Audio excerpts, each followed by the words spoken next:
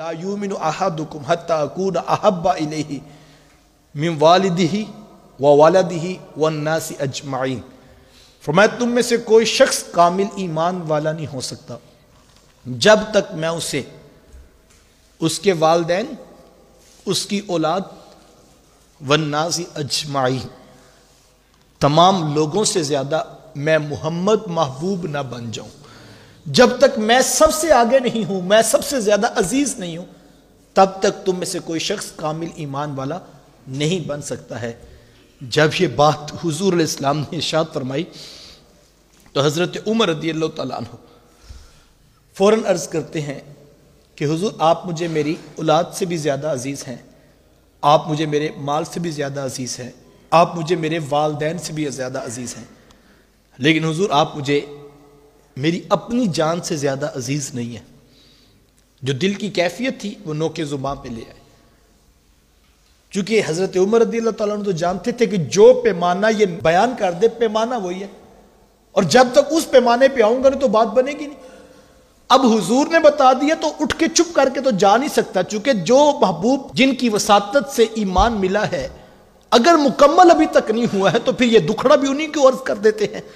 تو حضرت عمر رضی اللہ تعالیٰ عنہ نے عرض کہ حضور مجھے ماں باپ سے زیادہ عزیز ہے، اپنی اولاد سے زیادہ عزیز ہے، والدین سے زیادہ عزیز ہے، لیکن حضور ابھی تک آپ مجھے میری جان سے زیادہ عزیز نہیں ہے۔ تو حضور نے یہ نہیں کہا کہ چلو عمر کوئی بات نہیں، کوشش کرو، محنت کرو، نہیں، بلکہ فوری فرمایا عمر پھر ابھی ایمان بھی مکمل نہیں ہوا، میں دیکھوں میں کہاں پہ کھڑا ہوں، آپ سوچیں آپ کہاں پہ کھڑے۔ ہم تو کہتے ہیں یہ بھی چلنا چاہیے، یہ بھی چلنا چاہیے، یہ بھی چلنا چاہیے، ہم تو صرف ایک سال کے بعد جلسے کو عشق رسول سمجھتے ہیں۔ حضور والا حضرت عمر رضی اللہ تعالیٰ عنہ کہتے حضور ہر شے سے زیادہ عزیز آپ ہیں، لیکن اپنی جان سے آگے آپ کو نہیں دیکھتا ہوں۔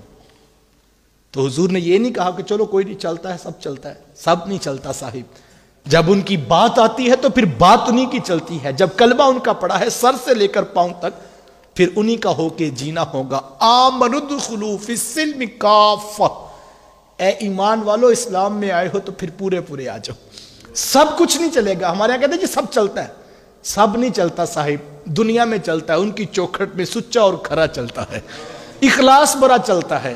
اللہ اکبر۔ تو حضور میں عمر پھر ابھی ایمان مکمل نہیں ہوا۔ اسی وقت حضرت عمر رضی اللہ تعالیٰ عنہ عرض کرتے ہیں کہ حضور آپ مجھے میری جان سے بھی زیادہ عزیز ہیں۔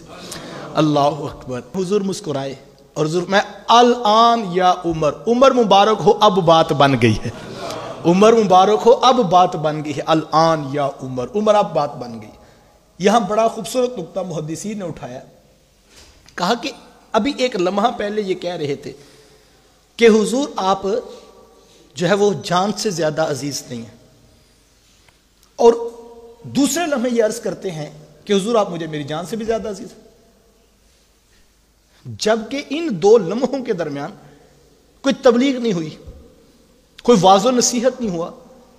ایسا تو نہیں ہوا کہ حضور علیہ السلام نے جب یہ پوچھا تو حضرت عمر رضی اللہ عنہ نے بتایا تو پھر حضور نے کوئی قرآن کی آیات، کوئی احادیث نبوی محبوب علیہ السلام نے اپنی زبان مبارک سے بیان کی ہو، ایسا نہیں ہوا، تبلیغ تو ہوئی نہیں، لیکن ایک لمحے میں ایمان پھر بڑھ کیسے گیا۔ اللہ اکبر۔